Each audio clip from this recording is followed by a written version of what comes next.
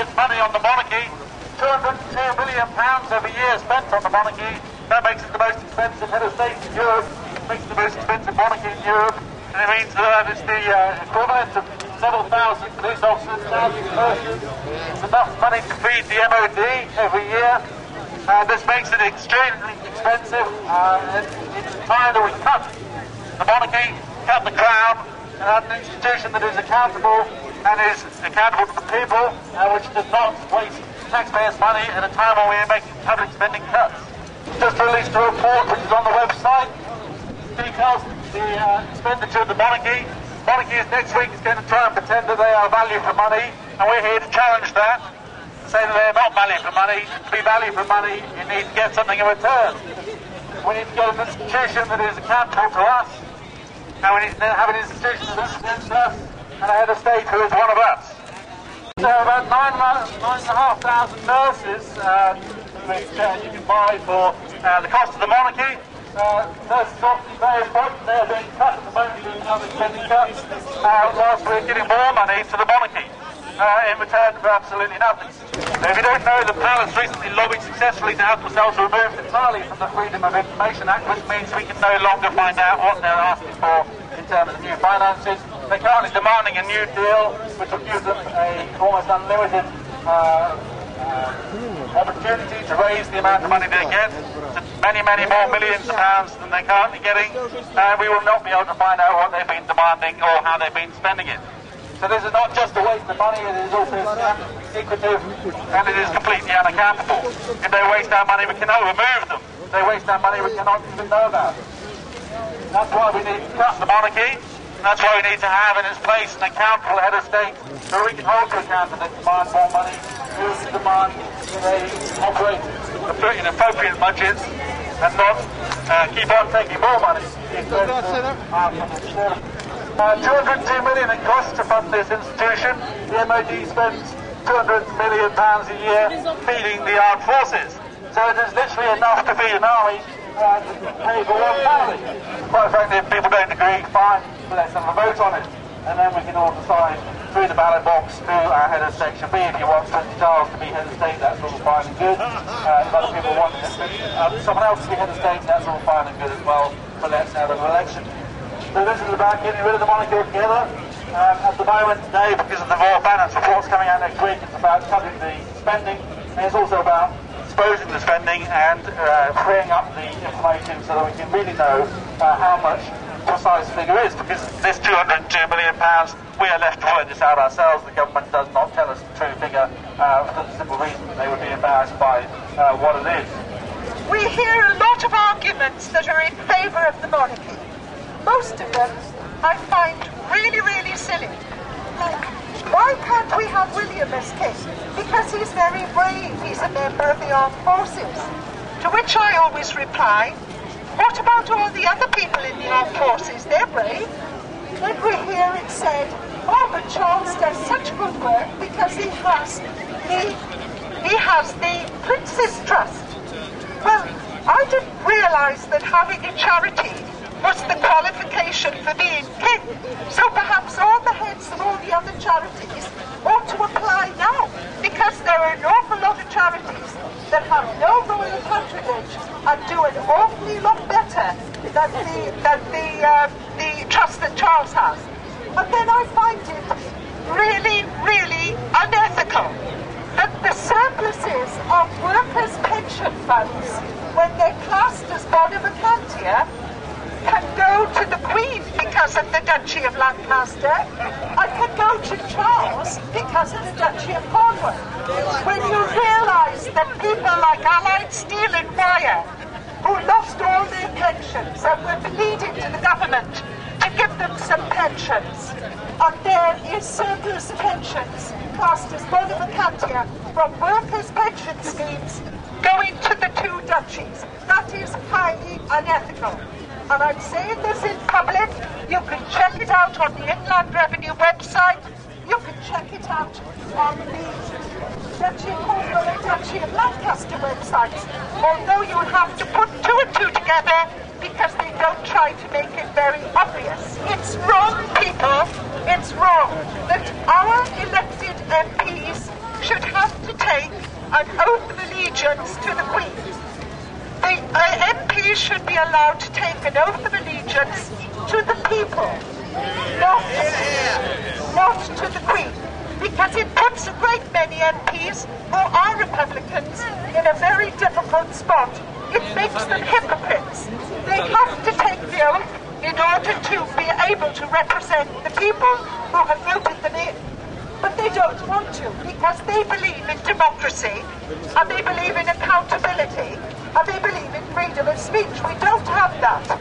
Recently, when Paul Flynn criticised the Duke of York, who has been having a great deal of adverse publicity in the newspapers, when Paul Flynn criticised him in the House of Commons, he was told by the Speaker that he must not say a word about the monarchy in the House of Commons and that he must show respect. Well, you know, people, my belief is that respect should be earned. Respect should be earned, not automatically given.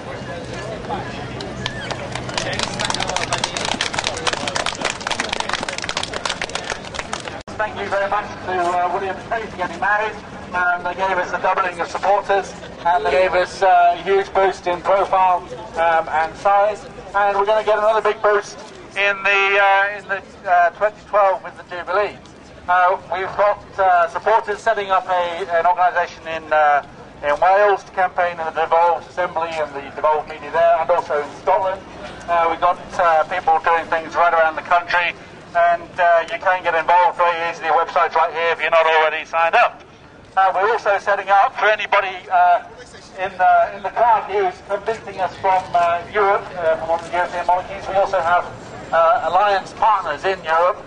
All of the big monarchies in Europe now have Republican movements, and we last year formed the Alliance of European Republican Movements. So if you agree with us but aren't from this country and you have your own monarch, you can go and find them and support them. And of course we also have our own alliance partners in something called Common Cause, an alliance of Commonwealth country Republicans with members from Australia, New Zealand and Canada as well as Britain, campaigning for the abolition of the monarchy right across the Commonwealth. We're in a race now against the Europeans and the Commonwealth to be the first ones to get rid of the monarchy. It might cause a slight problems for Canada, Australia and New Zealand if we get there first, but we are going to do it. This is a very real campaign, and we actually mean what we say. We are going to campaign for real change. We're not just doing this because we want to vent our views. We are actually campaigning for very real change in our lifetime. In the next 15 to 20 years, we want to see this gone. We want to see the British people being free to elect their own head of state. We want a head of state that represents us. We want a head of state that is actually going to be accountable for their decisions and for their actions, and we want a political system which gives us real power. Just a word to the police, thank you very much for letting us do this. The Royal Parks, actually, the people that look after the park, also look after this bit of land, and they told us we're not allowed to protest here. The British people are not allowed to protest outside the headquarters of our head of state. Not for any good reason, not for any political reason, but simply because they are bureaucrats who do not like people standing and protesting on their land. The police have been very good about letting us do it anyway, so that's what I can really say about the Royal Parks. You can write to them and let your views be known, and we will continue to lobby them. Also say that people, hopefully people here from other reform movements, there's been various campaigns for Lords and electoral reform and all that kind of thing. All I'd say to people who support democratic reform, this is the one you've got to support, because this is the one that gives the power to the politicians. Politicians' interests are served by keeping things the same, not changing, not reforming, and they use the power from this place to make sure that nothing ever changes. So if you want any other reforms of any value, get rid of this place, get rid of the power, take the power away from the Prime Minister, put it into Parliament, take the power away from Parliament, put it in the hands of the people, and then we can have some serious reform in this country and genuinely govern ourselves in a genuinely democratic British Republic. And of course people often say, well, if you have a republic, who would you have as head of state? And they seem to think that we can't actually choose anybody, so there isn't anybody. This is a country of 60 million people. A country of 60 million people who do great things every day, who achieve amazing things every year. And out of those 60 million people, all we need is one. then apparently, according to the people that support the monarchy, not one person can be found in this country who can do a better job than Charles or William or Harry. Because of course, statistically, if you look at the history of the monarchy, it's just as likely to be William or Harry than to Charles. I can imagine King Harry being our head of state. Of course, if William has a kid next year and then ends up crashing his helicopter, don't want to be morbid, but the monarchy does rely on births, deaths, marriages, and then you could well find yourself with a 2-year-old king. So, you know, this is a completely mad institution, doesn't work, it provides us with people that we don't necessarily want, and we do have, as I said, 60 million people in this country who can do a good job of being our head of state. People, one of us, representing us, and being chosen by us. One of the other things people say is that somehow patriotism is associated with the monarchy. But we're here because we're patriotic, we love our country, and we want what's best for our country. We want a country that is governed by its people, for its people, in the interest of its people, and which has a head of state that represents the best values of British history and culture. Our history is not about the royals, our history is about the ordinary people. So don't let anybody tell you that it's patriotic to support them and it's unpatriotic to oppose them.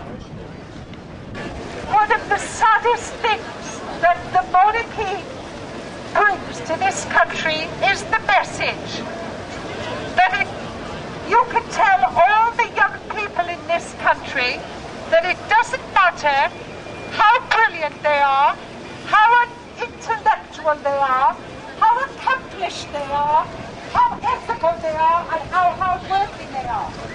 Nobody will ever be good enough to be head of state, because that position is reserved for one very average family.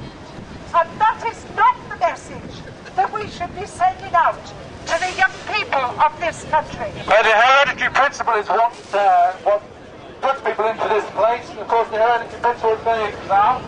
It's a little bit like having hereditary dentists, or it's a little bit like going to the cockpit of an airliner and saying, do you really know how to fly this plane? And the pilot saying, not really, but it's okay, my dad was a pilot, so I'm going to fly you to your destination.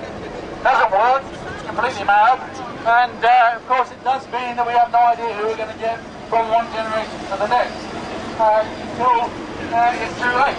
We have no idea what kind of king Charles is going to be, so we do have a fair idea that it's not going to be good. July 9th is our conference, where we're going to be planning what we're going to do next year for the Jubilee.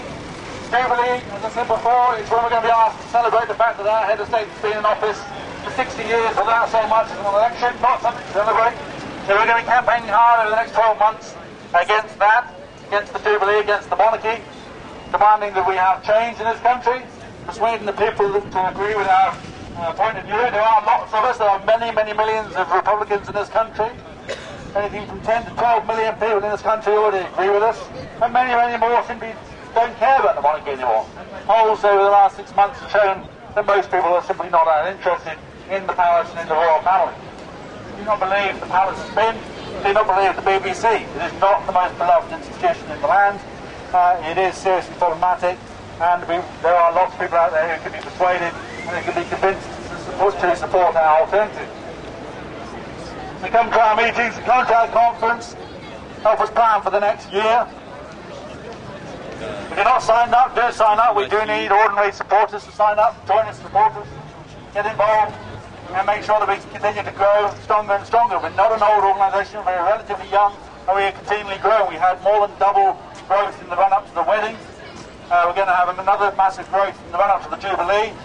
We are growing in numbers, we're growing in profile, and we are starting to engage in a serious debate online, on air, and in the newspapers and around the country.